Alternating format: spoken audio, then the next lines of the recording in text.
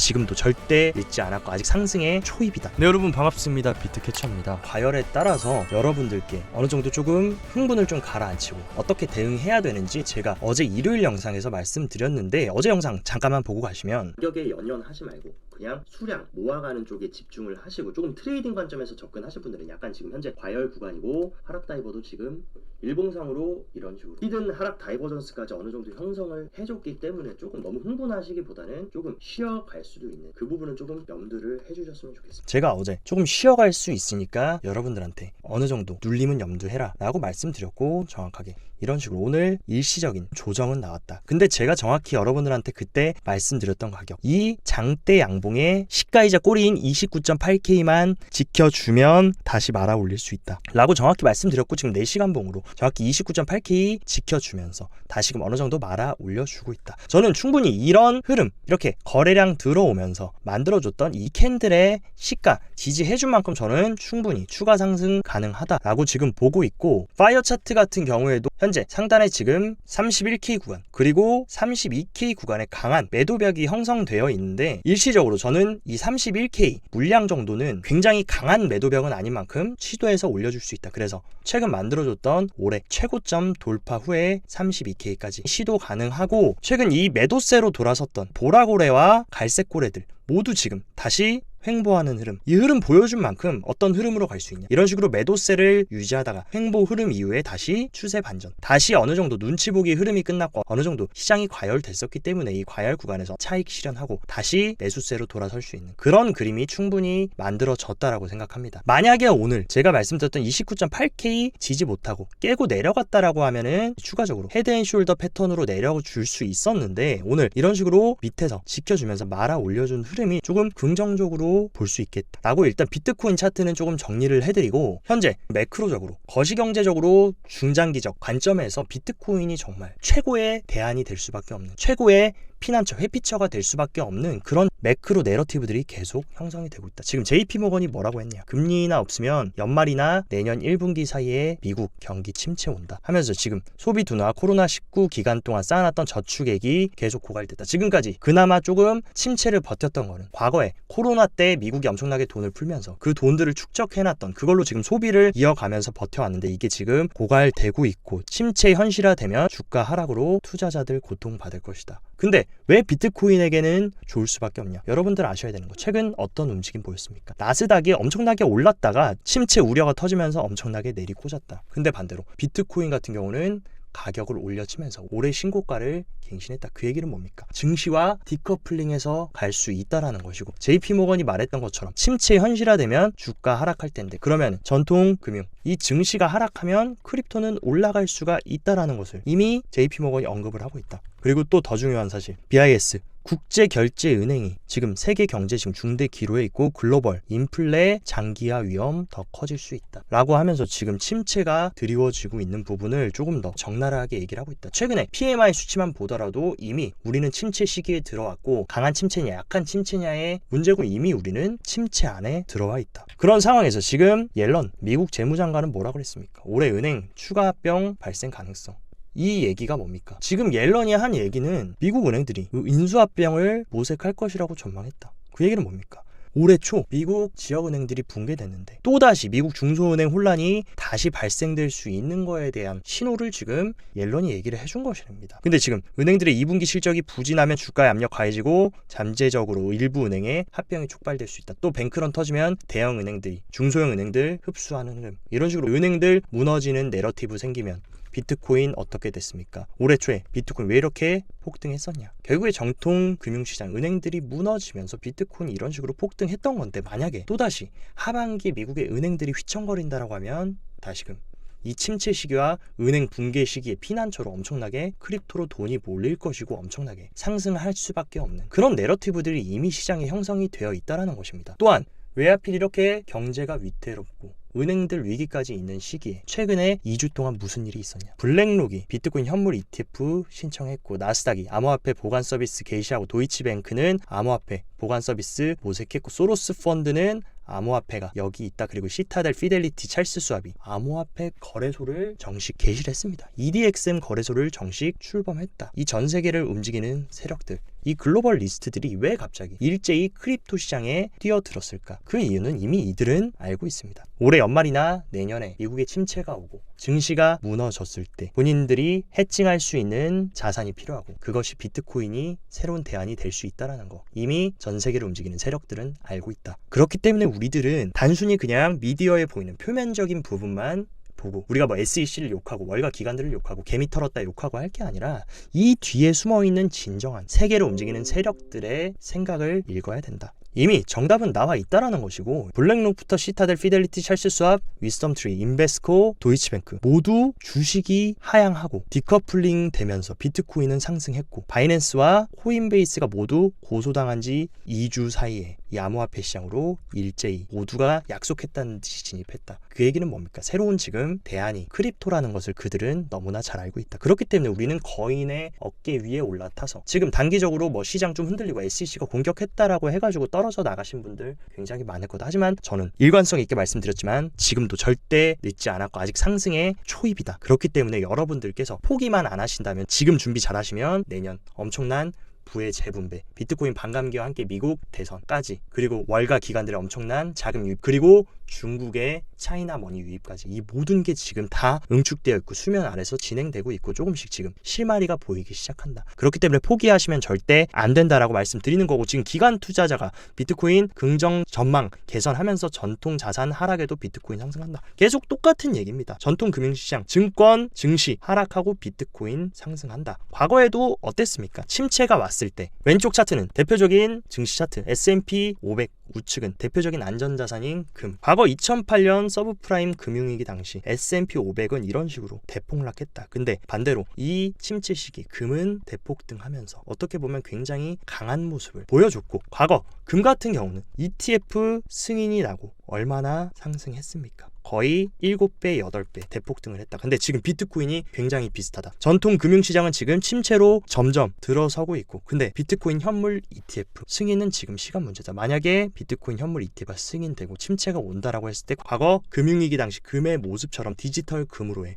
그런 모습을 충분히 비트코인이 보여줄 수 있다라는 것입니다. 물론 단기 트레이딩 하시는 분들 뭐 선물 단타 치시는 분들은 단기적인 흐름 중요하겠지만 대다수 분들이 중장기적인 흐름 그런 것들을 보고 투자하시는 분들이 많으시기 때문에 여러분들께서 중장기적으로 보신다면 단기적으로 이런 일시적인 등락에 절대 휘둘리지 마시고 제가 뭐라고 말씀드렸습니까? 방향성은 정해져 있다. 하지만 이 방향성 속에서는 파동을 그리면서 움직이는 만큼 여러분들이 이 파동에 휘둘릴 게 아니라 계속해서 잘 구축해 나가시면 된다. 이 부분만 명심하시고 현재 지금 시장에 굉장히 재밌는 내러티브가 형성이 되고 있습니다. SEC의 바이낸스 공격 이후에 압도적인 점유율을 차지했던 바이낸스의 점유율이 1년 최저 수준에 머물러 있다. 그 얘기는 뭡니까? 결국에 미국이 암호화폐를 배척시키고 완전히 붕괴시키려고 하는 줄 알았지만 결국에 그 속에 숨어 있었던 진짜 의도는 뭐였습니까? 지금 크립토 패권을 잡고 있는 중국의 힘을 빼놓기 위해서 바이낸스를 공격하면서 본인들은 월가 기반 거래소 EDXM 거래소 출시와 함께 나스닥은 수탁 서비스를 시작하겠다. 결국에 미국은 크립토를 배척시키려고 했던 게 아니라 기존에 있던 플레이어들을 밀어내고 본인들이 다 헤쳐먹으려는 모습, 패권을 가져오려는 모습. 결국에 그거는 우리에게 호재일 수밖에 없습니다. 미국과 중국이 서로 이 크립토 패권을 가져오기 위해서 싸운다라고 하면은 결국에 이 시장의 파이는 더 커질 수밖에 없고 더 돈이 들어올 수밖에 없고 유동성이 들어온다면 비트코인은 상승할 수밖에 없다. 그리고 또한 굉장히 재밌는 사실, 현재 JP 모건이 유로화 결제를 위해서 JP 모건 코인을 배포했다. 이게 굉장히 지금 엄청난 사건입니다. 단순히 이것만 보면 아 JP 모건도 크립토 시장에 뛰어들려는구나 이렇게 단순히 생각할 수 있지만 이 속에 숨어있는 모습, 지금 국경 간 결제를 위해서 JP 모건 코인을 사용했다. 이 얘기는 뭡니까?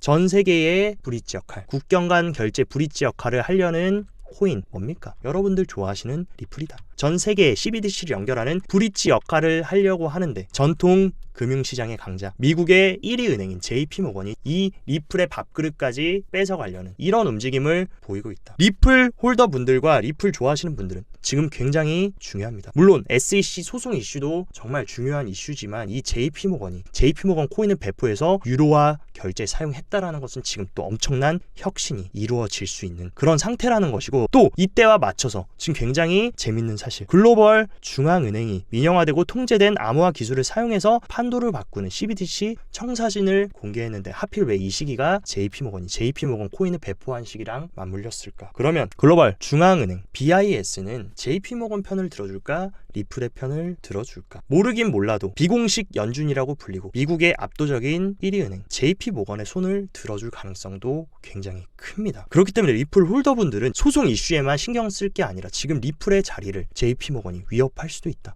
이 내러티브에 대해서 여러분들 주목하셔야 된다. 제가 이렇게 말씀드렸을 때 뜬구름 잡는 얘기한다, 그냥 음모론 펼친다 얘기하시는 분들 많으시겠지만 과거에도 어땠습니까? 저는 블랙록 시장에 진입하기 전부터 월가와 SEC 이미 손잡고 짝짝꿍 하고 있다, 이미 2주 전부터 여러분들한테 말씀드렸고 어떻게 됐습니까? 실제로 실현이 됐고, 그때 돼가지고 다른 전문가들이나 코인 유튜버분들 그제서야 지금 월가와 미국 전통 금융 세력들이 짝짝꿍 하고 있다 라고 했는데 저는 미리 말씀드렸다. 근데 이 JP모건 기사를 보고 제가 바로 느꼈던 게 리플 지금 위험할 수도 있다 라는 부분. 저도 리플을 좋아하고 리플 많이 다뤄드렸지만 리플 홀더이신 분들은 지금 이 JP모건의 움직임이 예사롭지 않다. SEC가 바이낸스 공격했던 것처럼 지금 미국 정부와 글로벌 월가 세력들이 어떻게 보면 리플의 이 국경 간 결제, 이 브릿지 역할을 하려는 이 파일을 지금 미국의 1위 은행이 노리고 있을 수도 있다.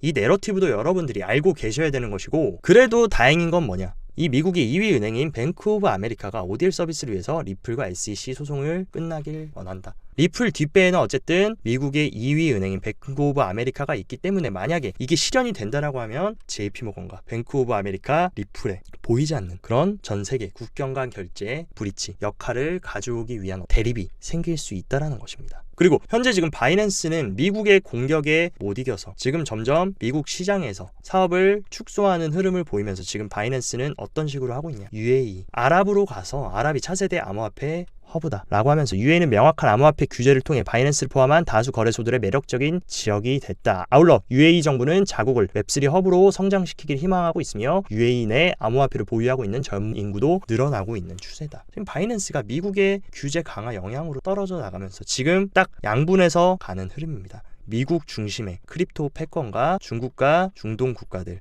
어떻게 보면 브릭스와 브릭스 플러스 국가 간의 크립토 시장을 둔 대립, 그리고 이 패권 싸움은 누가 이기던 간에 이 암호화폐를 투자하는 분들에게는 호재고, 이들이 엄청난 돈을 이 패권을 가져오기 위해서 쏟아붓고 유동성을 쏟아붓는다 라고 하면 우리는 그냥 그들 어깨 위에 타가지고 상승장을 맞이하면 된다. 그 부분 말씀드리는 거고, 최근 굉장히 재밌는 게 챗 GPT가 앞으로의 알트코인 흐름과 시장 전반에 대한 흐름을 묻는 질문에 연말에 이더리움 가격이 $2100 수준까지 도달할 것이다 라고 지금 분석을 했다라는 것입니다. 현재가 대비해서 11%나 오른 가격이고 높은 변동성이 예상되지만 암호화폐 시장의 전반적인 투자 심리 회복이 이어질 것이라고 전망했다. 지금 매크로 시장부터 미국의 전통 금융시장 그리고 크립토 시장의 내부적인 호재와 지금 챗 GPT까지 시장에 훈풍이 올 것을 지금 예언하고 있다. 또한 온체인 데이터상 흐름으로 봤을 때 현재 제가 보여드리는 거는 위측 상단에 있는 거는 비트코인 가격 흐름이고, 하단에는 비트코인 가격의 저평가 고평가를 보여주는 MVRV라는 온체인 데이터인데, 과거에 이 MVRV가 저평가 구간을 딛고 올라섰을 때 비트코인 가격이 강한 상승 반전이 됐다. 과거도 이 저평가 구간을 찍고 다시 올라갔을 때 비트코인이 대상승 사이클을 보였다. 지금도 뭡니까? 저평가 구간을 찍고 지금 올라온 상황이다. 그렇게 되면 MVRV 올라가면서 비트코인도 폭등할 수밖에 없다. 이게 과거의 사이클이라는 것이고, 지금 다시금 비트코인 전저점 간다, OK 간다, 10K 간다, 이런 또 비관론자분들한테 말씀드리면 MVRV가 최저점 바닥을 찍고 난 이후에는 다시 한번 전 저점을 갱신한 일은 없었다. 만약에 또 시장에 악재가 터져서 비트코인이 눌림이 나오더라도 작년에 찍었던 FT 사태 이후에 찍었던 이 15K 최저점을 깨고 바닥으로 내려갈 확률은 지극히 낮다라는 것입니다. 그렇기 때문에 제가 여러분들한테 말씀드린 거, 단순히 오늘 내일 하루 오르고 하루 내리고 여기에 포인트 맞추지 마시고 떨어질 때마다 수량을 모아가시고 중장기적으로 대응하시면 절대로 패배할 수 없는 시기가 지금 시기다. 그렇기 때문에 여러분들 배에 힘 꽉 주시고, 또 시장의 흔들기 여러 가지 매크로 이슈에 따라서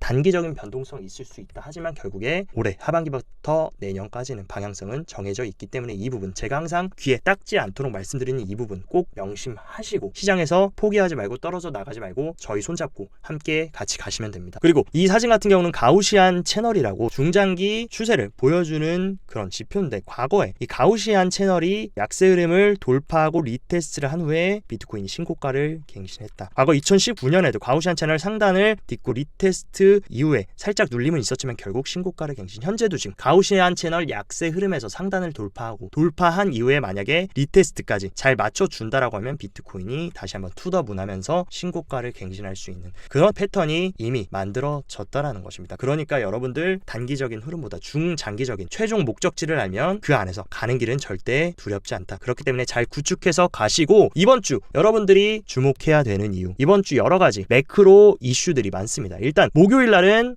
또 한 번 파월 의장의 연설이 예정되어 있고 1분기 GDP에 대한 확정치가 발표되는 날, 그리고 가장 중요한 인플레 지표, 연준이 말하는 목표 물가 2%, 그 2%가 뭡니까? 근원 개인 소비 지출 물가 지수, 바로 PCE 발표가 예정되어 있다. 그렇기 때문에 이번 주도 여러 가지 이슈들이 있는 만큼 변동성은 있을 수 있지만 오히려 이런 변동성이 선반영돼서 불확실성으로 조정받을 때가 오히려 우리가 눌림목에 담아갈 수 있는 굉장히 좋은 매수 기회가 될 수 있다라고 말씀드리고 싶고, 현재 지금 알트코인들도 순차적으로 돌아가면서 순환매 펌핑을 보여주고 있는데, 제가 일전에도 말씀드렸던 것처럼 비트코인 도미넌스 지금 많이 과열되어 있기 때문에 도미넌스 빠지면서 충분히 알트코인들도 순환매 장세 펼쳐질 수 있다. 아직도 유효하다. 하지만 알트코인들은 지금 SEC의 증권법 10에 휘말려 있는 코인들도 많은 만큼 차트가 잘 그려지고 매집이 잘 된 코인들만 여러분들이 접근해야 되는데, 이런 코인 리스트부터 제가 지금 현재 관심 종목에 넣어놓고 좋게 보고 있는 코인 리스트들은 영상 하단 고정 댓글에 저희 텔레그램 무료 입장 가능하시게 열어놨으니까 이쪽에서 제가 알트코인에 대한 정보들, 그리고 제가 유심히 보고 있는 관심 코인 목록들까지 전부 다 공개해드려서 시장 방향성 말씀드리고 대응 전략 세부적으로 말씀드릴 거니까, 아직도 입장 안 하신 분들은 빠르게 입장하셔서 실전 투자 정보 받아 가시기 바랍니다. 오늘 영상도 시청 진심으로 감사드리고 앞으로도 더 알차고 유익한 내용으로 다시 찾아뵙겠습니다. 오늘도 여기까지 비트캐쳐였습니다.